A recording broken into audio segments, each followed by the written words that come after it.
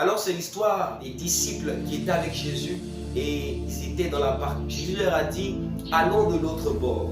Et lorsqu'ils étaient dans la barque avec Jésus, un tourbillon s'est levé. Jésus dormait dans la barque. Les disciples ont commencé à avoir peur parce que le tourbillon même faisait entrer l'eau dans la barque. Pierre s'est levé dans la frayeur.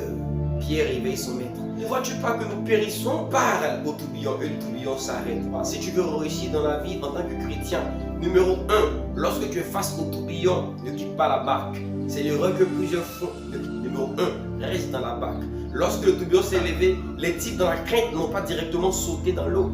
Rester dans la barque, c'est rester avec Jésus. Quels que soient les tourbillons de ta vie, c'est rester avec Christ, c'est demeurer dans sa présence, car c'est celui qui prend soin de nous, c'est celui qui reste avec nous, c'est celui qui est toujours présent dans les moments difficiles. David pouvait dire, quand je marche dans la vallée de l'ombre de la mort, je ne crains aucun mal, car tu es avec moi, ta houlette et ton bâton me rassurent. Il ne faut pas sauter, parce que celui qui saute, il perd le chemin, celui qui saute s'éloigne de Dieu, celui qui saute est capable de rater ce pourquoi Dieu lui a dit, passons de l'autre bord. Leçon numéro 2 que je veux partager avec vous, c'est de ne pas détourner des regards inquiets. C'est de rester dans la confiance. Parce que Christ est dans ta barque. Donc tu dois rester dans la confiance. Lorsqu'ils étaient dans la barque, numéro 1, ils n'ont pas sauté. 2, l'erreur qu'ils ont commis, ils ont commencé à être dans la peur. Ils ont oublié que celui qui avait créé la tempête, celui qui était le maître de la tempête, était aussi dans la barque avec eux. Lorsque les tempêtes s'élèvent contre toi, lorsque le tourbillon s'élève contre toi, n'oublie pas que dans la barque avec toi, il y a celui qui est capable d'arrêter les eaux, d'arrêter l'orage. Deuxième point, ne promène pas des regards inquiets.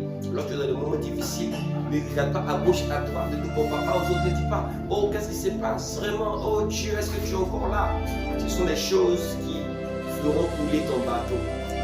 Leçon numéro 3. Alors, le 3 c'est quoi? Le 3 c'est d'agir comme le maître. Le 3 c'est de réagir comme le maître. C'est ça le 3. Qu'est-ce que Jésus a fait quand Jésus s'est levé? Jésus aussi ne s'est pas mis dans la crainte comme eux. Mais quand il s'est levé, il a parlé au tourbillon. Il a parlé parce qu'il savait que c'était lui qui était au-dessus du tourbillon. Tu dois comprendre que quand Dieu t'a créé pour dominer. Tu es au-dessus de ce qui a été créé par Dieu, parce que c'est toi qui es la créature supérieure. Et tout ce qui a été créé par Dieu peut souvent se déchaîner, comme les tremblements de terre, comme les orages.